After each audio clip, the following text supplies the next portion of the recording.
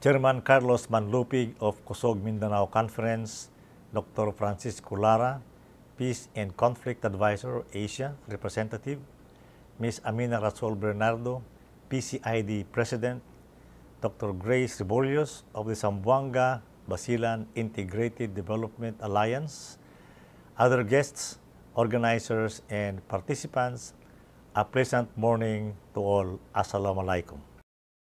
Mindanao's concern on security and development are rooted in centuries of cultural and religious conflict, which have hampered its march towards inclusive and lasting socio-economic growth. Its colonial past also made this historical rift a very deep one. As a son of Mindanao, I am proud that we have achieved a lot in moving the region closer towards peace and stability. Thanks to President Rodrigo Roa Duterte, who worked hard for the enactment of the Bangsamoro Organic Law and the formation of the Bangsamoro Transition Authority.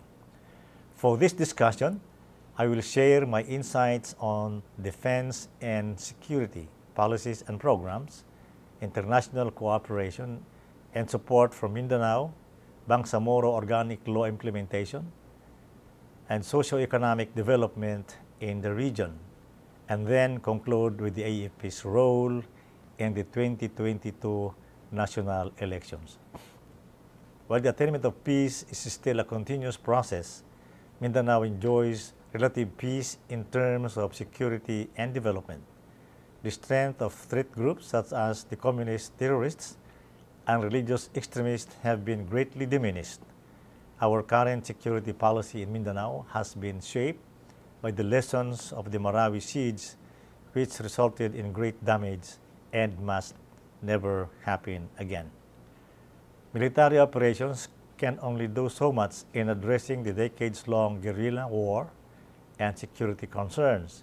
We need the LGUs, national government line agencies, and civil society to get involved. To achieve this whole-of-nation approach, the President issued Executive Order 70 that gave birth to the National Task Force LCAC. This task force's concept is the collaboration of all sectors of society in addressing the 52-year-old insurgency problem. The National Task Force to End Local Communist Armed Conflict was operationalized in all regions. BARM's task force has evolved into the Regional Task Force on Ending Local Armed Conflict, or RTF-ELAC, taking into consideration the socio-cultural peculiarities of the region. With the enhanced comprehensive local integration program being implemented nationwide and its counterpart Tulong ng Gobyernong Nagmamalasakit, or TUGON, in the BARM, thousands of rebels have returned to the fold of the law. We have employed socio-economic development initiatives in local governments and barangays. Good governance is at the heart of our transformation approach. The passage of the anti-terrorism law strengthened the preemptive capacity of state to fight terrorism. Contrary to criticism, this law respects human rights and there are safeguards against its abuse. We have also enlisted international assistance during the Marawi siege.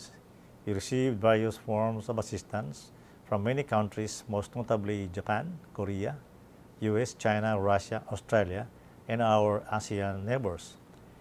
We have also collaborated with our neighbors in preventing transnational crimes and the conduct of patrols within our maritime borders. We have also entered into intelligence sharing to address common threats such as human trafficking and terrorism. Despite its birth pains, the Bangsamoro Parliament has been earnestly implementing all 12 lines of efforts, that is, enacting laws that are necessary for an efficient governance. Peace remains the most crucial element in hoisting Mindanao to greater heights of development. The Armed Forces of the Philippines is committed to maintaining a peaceful environment in the region. We see to it that the Bangsamoro security framework aligns with its national counterparts. Recently, the World Bank and Japan have initiated infrastructure and socio-economic programs in the region. The national government has expanded its development programs in infrastructure, transportation, and agriculture. We need to sustain these efforts if we want Mindanao to become at par with the other islands in the country in terms of development.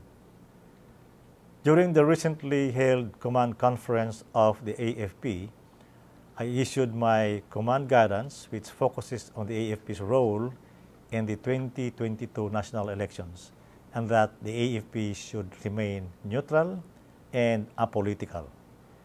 Having said this, the DND assures the entire Mindanao of clean, honest, and peaceful elections.